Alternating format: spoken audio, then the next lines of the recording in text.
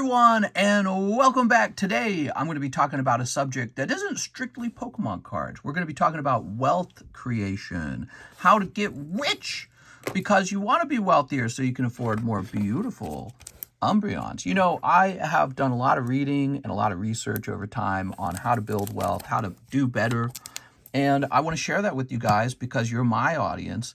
And it's right in my name, TheCardconomist. I enjoy the subjects of the economy, finance, and understanding, how to, I'm ambitious. How do I get more in life for me? So, and I'm sharing that with you guys, though. So I'm sharing a bit of my knowledge with you. So the subject of minimum wage covers a lot of stuff. Concepts about how the world is working, how's money working, why can't I just seem to earn more? It's a really controversial subject. There's a lot of people out there suffering minimum wage. I earned minimum wage. When I was younger, I worked for my dad. He ran a small business, a home business, and I learned a lot from him. But I earned less than minimum wage. I think I was earning $3 an hour for him. I did that for years. I started when I was 13 years old, and I was done when I was about 17 years old. And then I got a job at Target, and that was minimum wage. And I worked pretty much minimum wage jobs for about 5 more years until I worked for Coca-Cola. That was a better paying job. Then I went to college and I graduated. I got a very good paying job out of college. Now I make good money as a small business owner. And so I've experienced a lot in life, and I'm here to share some of my thoughts with you. So the mistake in thinking on minimum wage, are you ready? I'm going to write it down. It goes roughly like this. If we, well, emphasize we, raise minimum wage, rich. Oops, I wrote down Rick. Rich. If we raise the minimum wage, we'll be rich. We'll finally be able to afford rent. We'll finally be able to afford our bills. We'll be able to live life. You can't live on minimum wage, which is, by the way, kind of true, but it's intentionally true. It's meant to be that way. Because the problem for you in minimum wage, the work you're doing, let's say your job is putting sandwiches together at McDonald's. What you're doing is not as sophisticated as the guys who build a home. Your job's considerably less sophisticated than a doctor performing surgery, but you want a doctor to perform surgery on you to save your life. Your job's considerably less complicated than a financier, but you want to have loans and everything, right? So you have the least complicated job. That means your job is the least productive, the least valuable. It doesn't earn anything for the business. It earns a lower amount for the business per worker. That's why your job's just not worth much. But you want it to be worth a lot. So you think, well, just vote for it. So when we say raise, what we really mean is vote. Vote.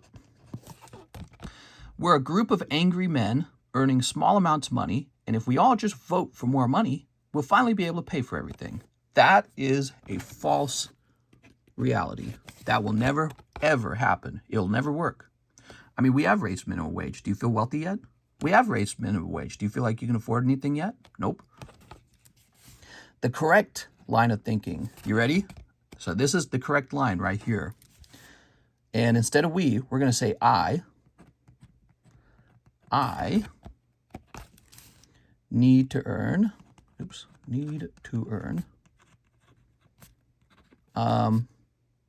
Let's say, I'll just make something up. 3x minimum wage. So this will actually get you wealthy. So instead of saying we can just raise the minimum wage, you need to go out and be better than a minimum wage worker. You need to go out and earn 3 times the minimum wage. This will actually work, and it always will. So this will never work on line 1, and this will always work on line number 2. A lot of people working minimum wage today don't understand this. Now, they're a bit trapped, perhaps, because somebody ultimately has to run the fast food restaurants. Somebody has to run the whatever minimum wage job, maybe like Target, Walmart, whatever. So those jobs will always exist. But they don't understand they're struggling against a huge monster called the labor market. Your competitor isn't the evil CEO. Your competitor is your bestie, your best friend. Your best friend is causing you not to earn very much.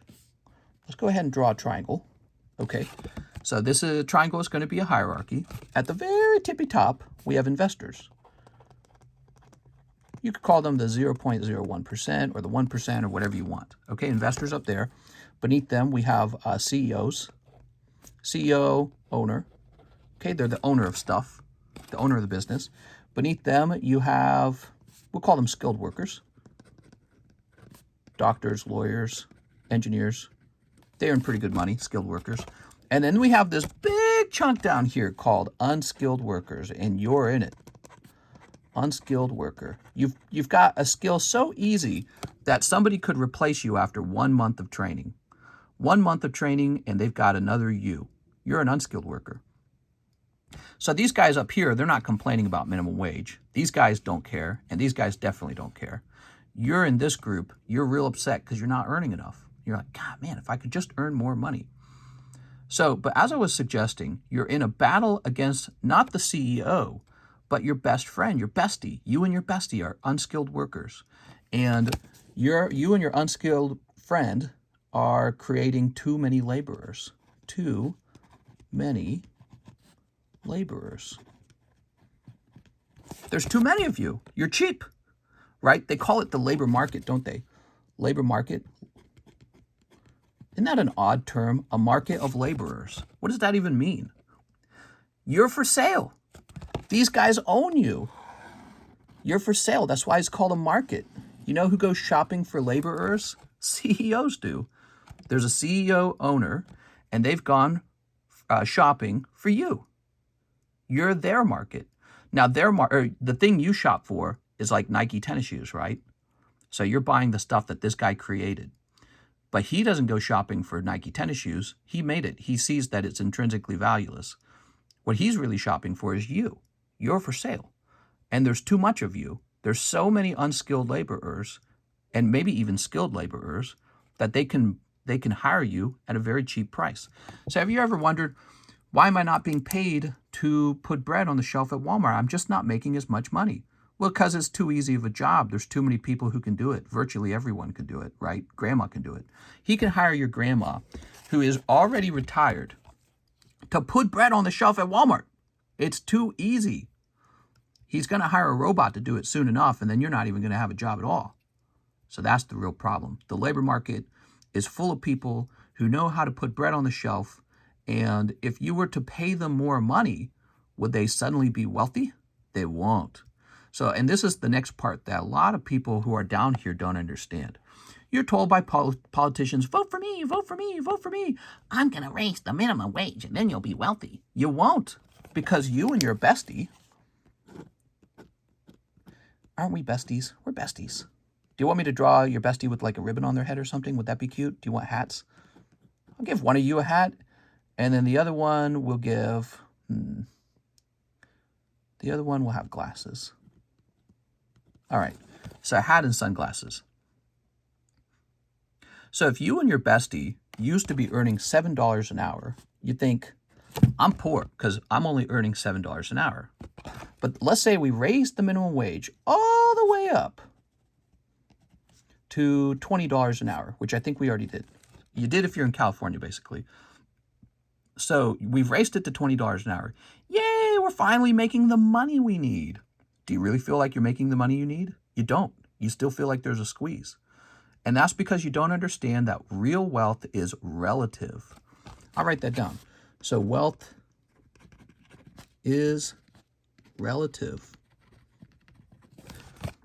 That means the real problem is you and everyone in this lower part of the hierarchy are now earning $20 an hour. It's not just you.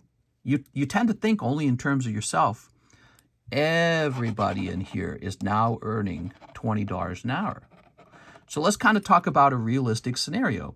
You've been wanting to get out of mom's basement and you want to go live in your own place. Maybe you want to rent an apartment by the beach, right? So you got a nice little house here. And it's the apartment you want to rent. And you want to bring back hot babes, cat girls. Because girls don't want to hang out with you if you're living in mom's basement. That's the truth. It's just how it is. So you want a place of your own, and you're going, I'm earning $20 an hour now. So now I can finally afford to rent the nice apartment by the beach. You can't, because this guy's going to ask for it too. Both you and your friend want the same apartment. The number of apartments hasn't changed. It's the same number, but your income has both changed. So you think you're wealthy, but you're relative to your bestie as an unskilled worker, you're just as poor as ever because you're only earning as much as each other. So in the past, the price of this used to be based on your $7 income. The moment your income goes up to $20 an hour, the boss man over here, he's either a CEO or an investor. He owns this, right? So when you come over asking, you apply to live there, he goes, yeah, you and everybody, you and all your unskilled worker friends are all offering me $20 an hour to move in here now. So you know what he does? He goes from pricing this around the concept of $7 an hour to pricing it around the concept of $20 an hour. You understand it? That's what's going on. That's called inflation too, by the way. So that's inflation. You artificially raise your income, even though you're not more productive. It's not like you're more skilled now. You're still doing the same job. You're still putting you're still putting bread on the shelf at Walmart. So you're doing the same unproductive job, but now you're just suddenly earning more. Where's all that money supposed to go? So you come over here to buy this and you discover, oh my God, the price of rent has doubled. Oh my God, the price of a home has tripled. It doesn't work. You're all still unskilled workers and you're all earning the same amount, always. The real way to become wealthy, you need to earn 3 times minimum wage, which you can do that when you become a skilled worker. You have to escape this hierarchy and move into a different one, right? We mentioned the labor market. Well, the labor market for unskilled workers is huge, but the labor market for skilled workers is a lot smaller. So if you're a CEO and you need to hire an engineer, you don't have as many options. Your options are smaller. So in order to attract an engineer into your business, you have to offer them more. That's the fundamental nature of how money is working. No matter how much you vote to make yourself wealthy, it will never work. You will suddenly, why stop at $25 an hour? Take it to $50 an hour. Take it to $100. Why don't you guys give yourself $1 million an hour? Do you think you will be able to afford this house if you and your bestie made $1 million an hour? No, because the price of it will be $1,001. You know what I mean? That's how it'll go. So the price of this will just jump to match what you are now earning. And these guys are completely unaffected by your increase in wages, by the way. I think in the mind of the upset and angry minimum wage earner, they think if we vote, oh, we're a group, oh, we really stick it to these CEOs. I hate CEOs. They're the worst. Investors are the worst. So you're going to stick it to them, and you're going to take some of their money away, these big fat cats. Well, if you can raise minimum wage, that'll take it out of their paycheck. No, it's not the way it works. Because all of a sudden, you're earning $20 an hour, and you go back to McDonald's to buy goods, and you're buying pricier sandwiches. You're buying the higher profit margin sandwiches. You're buying more sandwiches. Or let's say you go over here to get rent. This guy just realizes you have more money, and he goes, well, your bestie's demanding the same room as you are, and he's offering more, so I'm going to charge more. Because all you guys got more money to spend, the demand is up. So it turns out, as your wages go up, their wages go up. They just mirror you. There's no escape from your unskilled worker income. And again, that's because you need to stop thinking in terms of money and start thinking in terms of skill. Think in terms of productivity. Productivity will make you wealthy. That's the trick. Stop thinking in terms of dollar bills. Start thinking in terms of productivity. How do you become more productive? Do something more rare. Do something that's harder to do. Work more hours. You know, some guys don't want to work very hard. There's people who are saying, oh, we need a 30-hour work week. You need to do the opposite of that. Tell yourself you're going to be a 60-hour work week kind of guy. You instantly earn twice as much as that other guy, and then you'll buy a house and he won't. And he'll be like, why can't I afford it? You know what I mean? So you need to think in terms of how do I get my productivity up? And there's all kinds of ways to do that.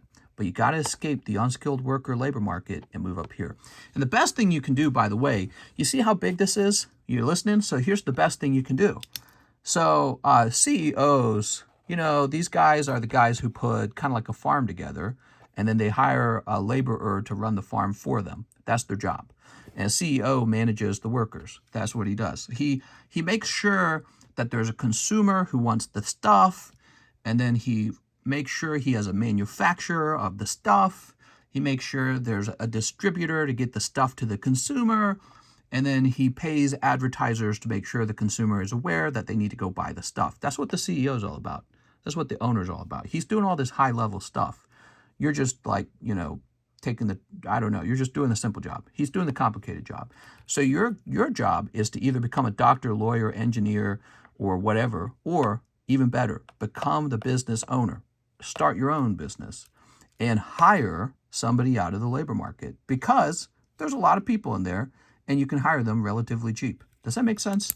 So if there's too many people here and too few people up here, that's the sign you need to become a CEO. Then you can take your profits and become an investor. So you take your profits, you invest it, and one day you quit your job and you're in the 1%, right? And the skilled workers, they can also become investors as well.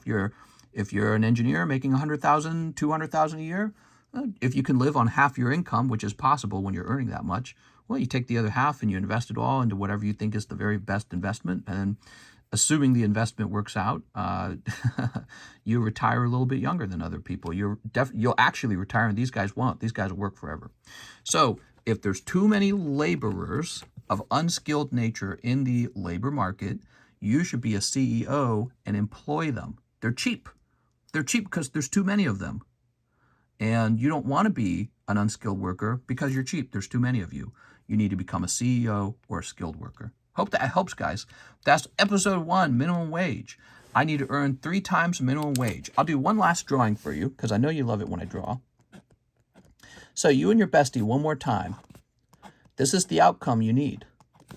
Your bestie decides his best way to get wealthy is to vote for minimum wage to go up. He's going to be trapped poor for the rest of his life because it'll never make him actually productive. Raising minimum wage does not make you more productive. So he clocks out at $40,000 a year maybe. This is just a made-up number, okay? But the reason that you're wealthy is because you've learned a new skill or you've started a business of your own. You've taken a big risk and you're hustling like crazy. You're working 60 hours a week. And unlike your friend who thinks that the solution is voting, you actually do something to become productive and you earn, let's say, $90,000 a year. That's the wealth disparity, $90,000 versus $40,000. Now you're earning at a faster rate than him, and you buy the house first, and he can't buy the house because you bought it first. That's how the whole world is running right now. It's a competition. And this is the opposite of a competition. This is a bunch of people getting together and thinking they can just vote and equality and equity. It never works. It is against the nature of the world. It's against the nature of nature. When you look in the wild, all these animals with sharp teeth and horns and claws, that came out of the need to compete over limited resources. So you need to grow some teeth and some, claws and horns, and you need to compete as well. Because voting is the easiest thing you could do. You just sit on your butt and click a button. It'll never make you wealthy. Competing, suffering will make you wealthy. You have to be willing to make a sacrifice, and that's what it's all about. These guys typically make the biggest sacrifice. You find out they're these crazy driven people and they work all day long and that's all they do is work. So they know what has to be done and they make a sacrifice to get it done. So there you go. But you don't have to be a CEO. Everyone couldn't be an owner. That's not possible. You could simply get yourself into this quadrant and be a skilled worker. That's great too. So instead of making $1 million a year as CEO, you could make $90,000 a year just doing a job that's more complicated than this one. And if you're unsure how to do that, I would start by studying what kind of jobs are around you. Use your free time to do that research and start to look at what jobs are in demand and what jobs you think you might be interested in and want to learn more about. Because if you don't do that, if you just turn on, TikTok or Netflix or whatever you're going to do, you're just going to waste your productivity time watching TV and then wondering, why am I so poor? So there you go. That's your lesson of the day. I hope that helps. Thanks, guys.